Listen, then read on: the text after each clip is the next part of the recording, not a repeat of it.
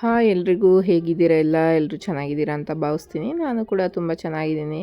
ಸಂಜೆ ಆಗಿತ್ತು, ದೀಪ ಅಂಟಿಸೋಣ ಅಂತೇಳಿ ಈಗ ವಾಕೆಲ್ಲ ಮುಗಿಸಿ ಸ್ನಾನ ಮಾಡಿ ಸಂಜೆ ದೀಪ ಅಂಟಿಸ್ತಾ ಇದ್ದೀನಿ. ನಮ್ಮ ಅಕ್ಕನ ಮಗಳು ಎಲ್ಲ ಬಂದಿದ್ದರು. ಅವಳಿಗೆ ಇಲ್ಲೇ ಒಂದು ಸ್ವಲ್ಪ ಸ್ಕಿನ್ನಿಗೆ ತೋರಿಸ್ತಾ ಇದ್ದಾಳೆ. ಅಲ್ಲಿ ಹಾಸ್ಪಿಟ್ಲಿಗೆ ಹೋಗಿದ್ದಾಳೆ ಫಸ್ಟು. ಅಲ್ಲಿ ಮುಗಿಸ್ಕೊಂಡು ಇಲ್ಲಿಗೆ ಬರ್ತಾಳೆ. ಉಳಿಯೋಕ್ಕೆ ಬನ್ನಿ ಅಂತ ಹೇಳಿದ್ದೆ, ಅವಳು ಯಾಕೋ ಉಳ್ಕೊಳಲ್ಲ ಅಂತಿದ್ಲು. ಸರಿ ಆಯಿತು ಬಾ ಮನೆಗೆ ಅಂತ ಕರೆದೆ. ಬರ್ತಾವಳೀಗ ಅವಳು ಅಕ್ಕನ ಮಗಳು ಎಲ್ಲರೂ. ಸೊ ಈಗ ಅವ್ರು ಬರೋ ಅಷ್ಟರಲ್ಲಿ ದೀಪ ಅಂಟಿಸ್ಬಿಡೋಣ, ಆಮೇಲೆ ಅಡುಗೆ ಏನಾದರೂ ಮಾಡಿದ್ರಾಯ್ತು.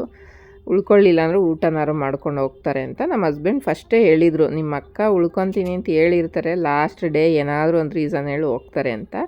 ಸೊ ಗೊತ್ತಿಲ್ಲ ಏನು ಮಾಡ್ತಾಳೆ ಅಂತ ನನಗೂ, ನೋಡೋಣ ಬಂದಮೇಲೆ. ಸೊ ಸಂಜೆ ಆಗಿತ್ತಲ್ಲ, ದೇವ್ರ ಹಾಡು ಹಾಕಿ ಧೂಪ ಅಂಟಿಸ್ತಾ ಇದ್ದೆ. ಎಲ್ಲ ರೆಡಿ ಮಾಡ್ಕೊತಾ ಇದ್ದೆ. ರೆಡಿ ಮಾಡ್ಕೊಳೋ ಅಷ್ಟರಲ್ಲಿ ಕರೆಂಟು ಹೋಗ್ಬಿಡ್ತು. ಸೊ ಆಮೇಲೆ ಬಂತು, ನಾನು ಮಂಗಳಾರತಿ ಮಾಡೋ ಅಷ್ಟರಲ್ಲಿ ಕರೆಂಟ್ ಬಂತು. ಸೊ ಅಂತ ತುಂಬ ಬಳಸ್ತೀನಿ, ಬೇಜಾರು ಮಾಡ್ಕೊಬೇಡಿ. ಇನ್ನು ನಮ್ಮ ಅಮ್ಮನ ವಿಷಯಕ್ಕೆ ಬಂದರೆ, ಅಮ್ಮನಿಗೆ ರೆಡಿ ಮಾಡಿದ್ದಾರೆ ಕ್ಲಿಪ್ಪು ಅಲ್ದು. ಅದನ್ನ ಒಂದು ಸ್ವಲ್ಪ ಹೊತ್ತು ಹಾಕಿ ತೋರಿಸಿ ಮತ್ತೆ ಕಳಿಸಿದಾರಂತೆ. ಇನ್ನೊಂದು 2 ಡೇಸ್ ಬಿಟ್ಟು ಮತ್ತೆ ಬರೋಕ್ಕೆ ಹೇಳಿದ್ದಾರೆ ಅಂತ ಇದ್ಲು ಅಕ್ಕ. ಅದನ್ನು ಹಾಕ್ಕೊಂಡು ಫಸ್ಟೇ ಯೂಸ್ ಮಾಡೋಕ್ಕಾಗಲ್ಲ. ಈಗ ನನಗೆ ಒಂದಲ್ಲು ಹಾಕ್ಸ್ಕೊಂಡಾಗ ಅದು ತಡೆಯುತ್ತೆ ಅನ್ನೋ ಥರ ಫೀಲ್ ಆಗೋದು. ಯಾಕಂದರೆ ಬಾಯೊಳಗಡೆ ಏನೂ ಇರಲ್ವಲ್ಲ, ಸಡನ್ನಾಗಿ ಏನೋ ಒಂದು ಹಾಕಿದಾಗ ಆ ಥರ ಫೀಲ್ ಆಗುತ್ತೆ. ನಮ್ಮ ಅಮ್ಮಂಗೂ ಅದು ತಡೆಯುತ್ತೆ, ನಾಲ್ಗೆ ತಡೆಯುತ್ತೆ ಮಾತಾಡೋಕ್ಕೆ ಅಂತ ಹೇಳ್ತಿದ್ರಂತೆ. ಅದಕ್ಕೆ ಡಾಕ್ಟ್ರ್ ಹೇಳಿದ್ದಾರೆ, ಇಲ್ಲ ಫಸ್ಟು ಮಾತಾಡೋಕ್ಕೆ ಸ್ಟಾರ್ಟ್ ಮಾಡಿ ಒಂದು 10 ದಿನ, ಆಮೇಲೆ ನೀರು ಕುಡಿಬೇಕು, ಆಮೇಲೆ ಲೈಟಾಗಿ ಏನಾದ್ರು ತಿಂದು ರೂಢಿ ಮಾಡ್ಕೋಬೇಕು, ಫಸ್ಟೇ ತಿನ್ನೋಕ್ಕಾಗಲ್ಲ, ಈ ಥರ ಪ್ರೊಸೀಜರಲ್ಲಿ ನೀವು ಮಾಡ್ಕೋಬೇಕು ಅಂತ ಹೇಳಿದಾರಂತೆ ಗೈಸ್. ಸೊ ಈಗ ಎಲ್ಲ ಪೂಜೆಗೆ ರೆಡಿ ಆಯ್ತಲ್ಲ, ಈಗ ಮಂಗಳಾರತಿ ಮಾಡ್ತಾಯಿದ್ದೀನಿ ನೋಡಿ.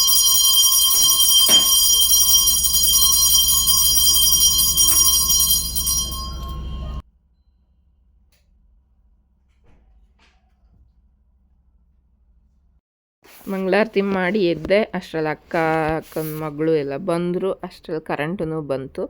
ಸೊ ಆಯಿತು ಅಂಥೇಳಿ ನಾನು ನೋಡ್ತಾ ಇದ್ದೆ. ಅವಳು ನಿಧಾನಕ್ಕೆ ನಡ್ಕೊಬರ್ತಾ ಇದ್ಲಂತೆ. ಅವಳು ಏನಕ್ಕೆ ಉಳ್ಕೊಳಲ್ಲ ಅಂತಿದ್ಲು ಅಂದರೆ, ಅವಳದು ಪೀರಿಯಡ್ ಟೈಮ್ ಇತ್ತು. ಸೊ ಹಂಗಾಗಿ ಆಗಿದ್ಲು, ಆಲ್ರೆಡಿ 2 ಡೇಸ್ ಏನೋ ಆಗಿತ್ತು. ಉಳ್ಕೊಳಲ್ಲ, ನಾನು ಅದಕ್ಕೆ ಉಳ್ಕೊಳಲ್ಲ ಅಂತ ಹೇಳ್ತಿದ್ಲಂತೆ. 3 ಡೇಸ್ ಆಗಿತ್ತು ಆಲ್ರೆಡಿ. ಸೊ ಅದಕ್ಕೆ ಅವಳು ಇರ್ಬೋದಿತ್ತು. ಫಸ್ಟ್ ಡೇ ಅಂದರೆ ಒಂದು ಸ್ವಲ್ಪ ಇರ್ಸು ಮುರ್ಸಾಗುತ್ತೆ ನನಗಾದ್ರೂ ಅಷ್ಟೇ. 3 ಡೇಸ್ ಆಗಿತ್ತಲ್ಲ, ನಾಳೆ ತಲೆ ಸ್ನಾನ ಮಾಡ್ಕೋ, ದೇವಸ್ಥಾನಕ್ಕೆ ಹೋಗಿ ಬರೋಣ ಅಂತ ಎಲ್ಲ ಹೇಳಿದೆ. ಅದಕ್ಕೆ ಅವಳು ಸರಿ ಆಯಿತು ಅಂತ ಅಂದ್ಲು. ಇನ್ನೊಂದು ಏನು ಅಂದರೆ, ಇನ್ನೂ ಅವಳು ಬಂದಿಲ್ಲ, ಈಗ ಬರ್ತಾಳೆ ನೋಡಿ. ಬಂದಮೇಲೆ ಅವಳು ಈ ಹಬ್ಬಕ್ಕೆ ಶಿವರಾತ್ರಿಗೆ ಅಕ್ಕಿ ಟಮಟ ಎಲ್ಲ ಮಾಡ್ತಾಳೆ, ಬೇರೆ ಥರದ್ದೆಲ್ಲ ಮಾಡ್ತಾಳೆ. ನಾನು ಒಂದೇ ಥರದ್ದು ಮಾಡ್ತೀನಿ, ಕಡಲೆ ಪಪ್ಪದು. ಅದು ಕಡಲೆನ ಮಿಕ್ಸಿಗೆ ಹಾಕಿ ನುಣ್ಣಗೆ ರುಬ್ಬಿಬಿಟ್ಟು ಅದಕ್ಕೆ ಬೆಲ್ಲ ನೀರು ಹಾಕಿ ಆ ಥರ ಮಾಡ್ತೀನಿ. ಅವಳು ಅಕ್ಕಿ ಹಿಟ್ಟದು ಮಾಡ್ತಾಳೆ. ಅದೆಲ್ಲನೂ ತಗೊಂಡು ಬಂದಿದ್ಲು ಮನೆಗೆ. ಅದನ್ನು ಕೊಡೋಕ್ಕೆ ಮನೆಗೆ ಬಂದು ಹೋಗ್ತೀನಿ ಅಂತ ಬಂದಿದ್ದವರು. ಅಷ್ಟರಲ್ಲಿ ನಮ್ಮ ಅಕ್ಕನ ಮಗಳು ಬಂದಲಲ್ಲ, ವಾಶ್ರೂಮ್ಗೆ ಹೋದ್ಲು, ಕೈಕಾಲು ಮುಖ ತೊಳ್ಕೊಬರ್ತೀನಿ ಅಂತ.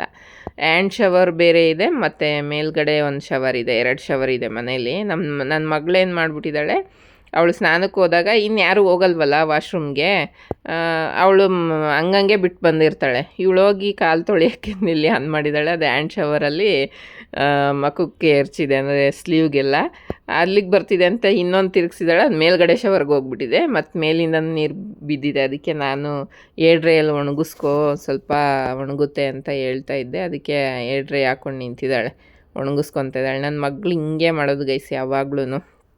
ನಾನು ಸ್ಟಾರ್ಟಿಂಗ್ ಈ ಮನೆಗೆ ಬಂದಾಗ ಹಂಗಾಗೋದು ನನಗೆ, ಆಮೇಲೆ ರೂಢಿ ಆಯ್ತು. ಈಗ ಅದೆಲ್ಲ ಮಾಡಲ್ಲ ನಾನು, ನೆನ್ಪಿಟ್ಕೊಂಡೆ ನೀಟಾಗಿ ಅದು ಮಾಡ್ತಾ ರೂಢಿಯಾಗಿ ಹೋಗುತ್ತೆ.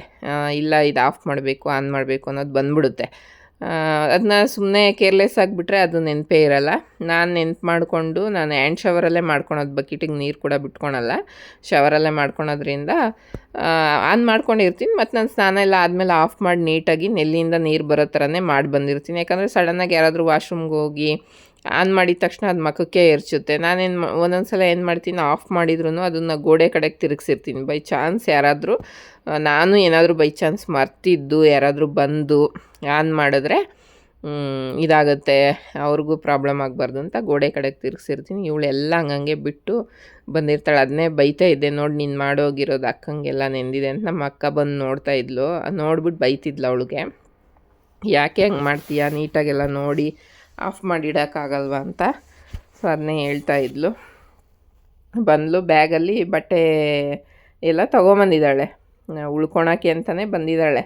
ಆದ್ರೂ ನನ್ನ ಹತ್ರ ಉಳ್ಕೊಳಲ್ಲ ಅಂತ ಹೇಳಿದ್ದಾಳೆ. ನಾನೇನಾದರೂ ಅವ್ರು ಉಳ್ಕೊಳಲ್ಲ ಅಂದ್ಕೊಂಡು ಸುಮ್ಮನಾಗಿದ್ರು ಹೋಗ್ಬಿಟ್ಟಿರೋರು ಗೈಸೋರು. ಅದು ಯಾವುದೋ ಒಂದು ಟಾಪ್ ತಂದಿದ್ಲು, ಇದು ಸ್ಟಿಚ್ ಹಾಕಬೇಕು ಅಂತ. ಸೊ ಹಂಗಾಗಿ ನಾನು ಅದನ್ನ ಇಸ್ಕೊಂಡಾಗ ಬ್ಯಾಗ್ ಎಲ್ಲ ತೆಗ್ದು ನೋಡಿದೆ, ಆವಾಗ ಅದರಲ್ಲಿ ಬಟ್ಟೆ ಎಲ್ಲ ಇತ್ತು. ಸೊ ಹಂಗಾಗಿ ಬಟ್ಟೆ ಎಲ್ಲ ಇದ್ದಿದ್ದರಿಂದ ನನಗೂ ಇವರು ಉಳ್ಕೊಳಕ್ಕೆ ಬಂದಿದ್ದಾರೆ ಅಂತ ಗೊತ್ತಾಗಿ ಉಳಿಸ್ಕೊಂಡೆ ನಾನು. ಸೊ ಇನ್ನು ಆ ಹುಡುಗ ಬಂದು ನಮ್ಮ ನೇಬರು, ಯಾವಾಗೂ ನಮ್ಮ ಮನೆಗೆ ಬರ್ತಿರ್ತಾನೆ, ಆಡ್ತಿರ್ತಾನೆ ಮಗಳ ಜೊತೆ.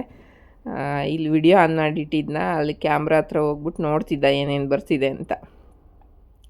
ಸೊ ಹಂಗಾಗಿ ಅವಳಿಗೂ ಬೈತಾ ಇದ್ದೆ, ನೋಡಿ ನಿನ್ನಿಂದ ಅಕ್ಕ ಎಲ್ಲ ಬಟ್ಟೆ ಎಲ್ಲ ನೆನೆಸ್ಕೊಂಡಿದ್ದಾಳೆ ಪಾಪ ಅಂತ. ಒಂದೇಟು ಹೊಡಿಯೋಣ ಅಂತ ಹೋದ್ರೆ ಓಡೋಗ್ತಾಳೆ.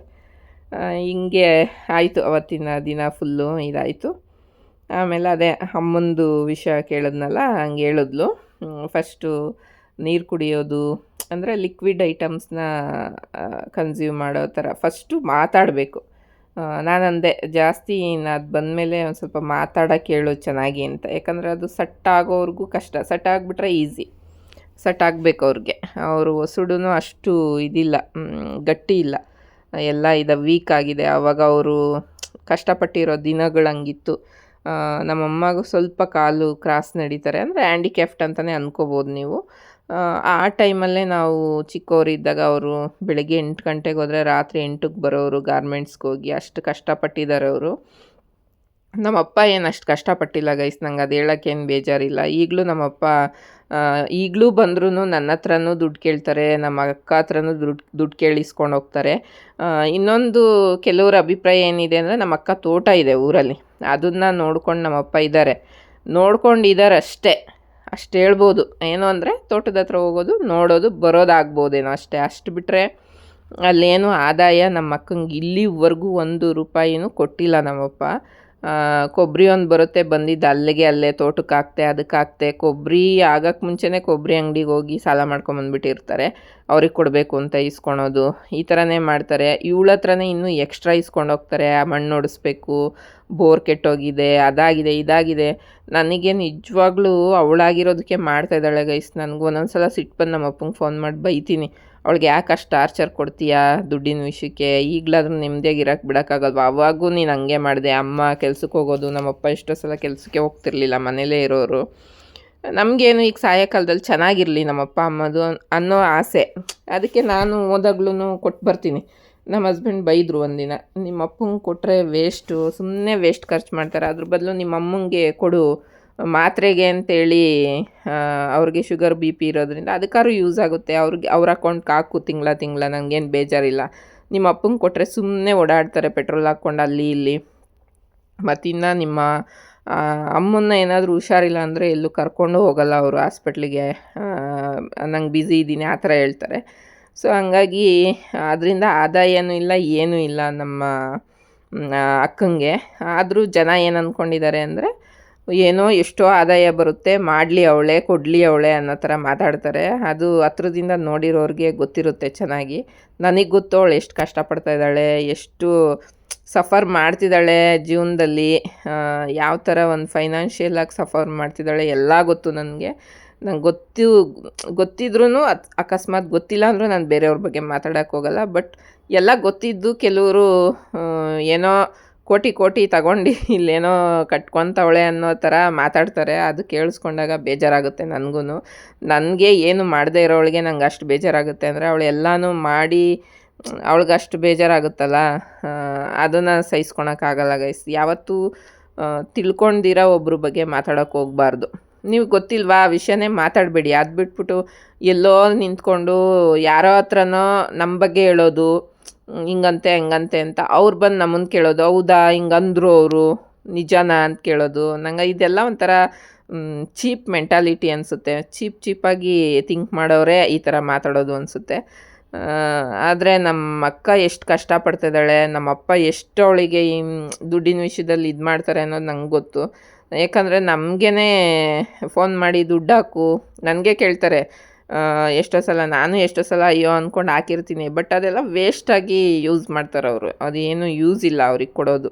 ಹಂಗಾಗಿ ಈಗ ನಾನು ಸ್ವಲ್ಪ ಬೈದು ಫೋನ್ ಎತ್ತಲ್ಲ, ಫೋನ್ ಮಾಡಿದ್ರು ನನ್ನ ಹತ್ರ ದುಡ್ಡಿಲ್ಲ, ಈಗ ನಾವೇ ಪ್ರಾಬ್ಲಮಲ್ಲಿ ಆ್ಯಕ್ಚುಲಿ ನಾವಿದ್ದೀವಿ. ಯಾಕಂದರೆ ಎಲ್ಲ ಒಡವೆ ಮಾರಿದ್ದು ಎಲ್ಲ ನಿಮಗೂ ಗೊತ್ತು. ಈಗೆಲ್ಲ ಒಂದೊಂದೇ ಮಾಡಿಸ್ಕೋಬೇಕು. ಈಗಿರೋ ರೇಟಲ್ಲಿ ಎಷ್ಟು ಕಷ್ಟ ಇದೆ ನಾವು ಮಾಡ್ಸೋಕ್ಕೆ ಅಂತಲೂ ಗೊತ್ತು. ಸೊ ಅದೆಲ್ಲ ಗೊತ್ತಿದ್ದು ಜನಗಳಿಗೆ ಮಾತಾಡ್ತಾರಲ್ಲ, ಅದು ನನಗೆ ಇಷ್ಟ ಆಗಲ್ಲ. ಎನಿವೆ ನಮ್ಮ ಅಕ್ಕ ಕಷ್ಟಪಡ್ತಿದ್ದಾಳೆ. ಅವಳು ಏನು ಅನ್ನೋದು ಭಗವಂತಂಗೆ ಗೊತ್ತಿದೆ. ಅವನಿದ್ದಾನೆ ಅವಳ ಜೊತೆ ಅಂತ ಹೇಳೋಕ್ಕೆ ಇಷ್ಟಪಡ್ತೀನಿ ಗೈಸ್. ನೋಡಿ ಗೈಸ್, ನಮ್ಮ ಅಕ್ಕನ ಮಗಳು ಏನು ಕಾಮಿಡಿ. ಸುಮ್ಮನೆ ಅವಾಗಿಂದ ಕೌಂಟ್ರ್ ಕೊಟ್ಕೊಂಡು ನಗ್ತಾವಳೆ.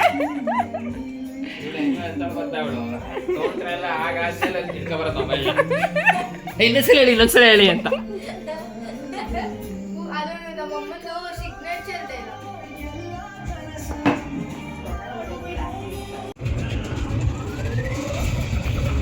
ಯಾರು ಮಗನ ನಮ್ಮ ಅಕ್ಕನ ಮಗಳು ಹೆಂಗ್ ರಿಯಾಕ್ಷನ್ ಕೊಡ್ತಾಳೆ ನೋಡೋಣ ಇರಿ.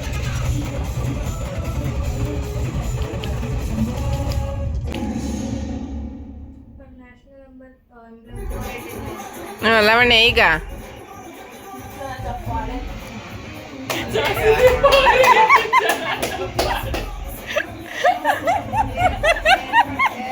ಏನಕ್ಕಿದ ಚಪ್ಪಾಳೆ? ಏನಕ್ಕೆ ಲವಣ್ಯ? ಏನಕ್ಕೆ ನಾವು ಎಲ್ಲವ್ರೆ ಫ್ಯಾನು ಇಲ್ಲವ್ರೆ. ಅದಕ್ಕೆ ಅವನು ಹುರ್ಕತಾ ಇರೋದು ನೋಡಿ ನೀನು ಹಂಗೆ ಮಾಡಿರೋದಕ್ಕೆ.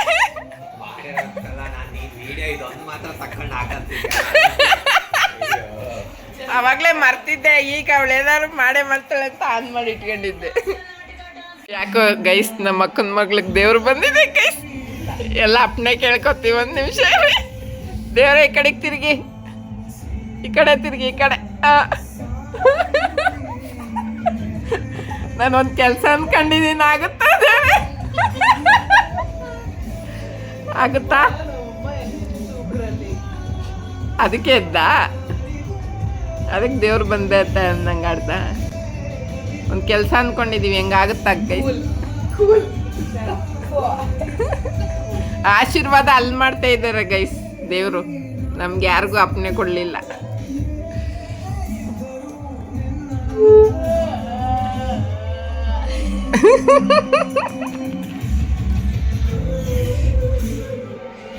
ಸುಶಾಂತ್ಗೆ ಕಿಚ್ಚ ಸುದೀಪ್ ಅಂದರೆ ತುಂಬ ಇಷ್ಟ. ಅವನು ತುಂಬ ಫಾಲೋ ಮಾಡೋದು, ಫೋಟೋಸ್ ಹಾಕೊಳೋದು ಮಾಡ್ತಿರ್ತಾನೆ. ಅದಕ್ಕೆ ಕೆಂಪೇಗೌಡ ಸಾಂಗ್ ಬಂದಿದ ತಕ್ಷಣ ಇದು ನಿಂತ್ಕೊಂಡು ಚಪ್ಪಾಳೆ ತಟ್ಟಿ ಅವನಿಗೆ ರೇಗಿಸ್ತಿದ್ಲು ನಮ್ಮ ಅಕ್ಕನ ಮಗಳು. ಸೊ ಅಷ್ಟೇ, ಅದನ್ನು ಬೇರೆ ಥರ ತಿಳ್ಕೊಬೇಡಿ. ಸೊ ಇದಾಗಿತ್ತು ಇವತ್ತಿನ ವಿಡಿಯೋ. ನಿಮ್ಮೆಲ್ಲರಿಗೂ ಇಷ್ಟ ಆಗಿದೆ ಅಂತ ಭಾವಿಸ್ತೀನಿ. ಇಷ್ಟ ಆಗಿದ್ರೆ ಲೈಕ್, ಶೇರ್, ಕಮೆಂಟ್ ಹಾಗೆ ಸಬ್ಸ್ಕ್ರೈಬ್ ಮಾಡೋದನ್ನ ಮರಿಬೇಡಿ ಗೈಸ್. Thank you.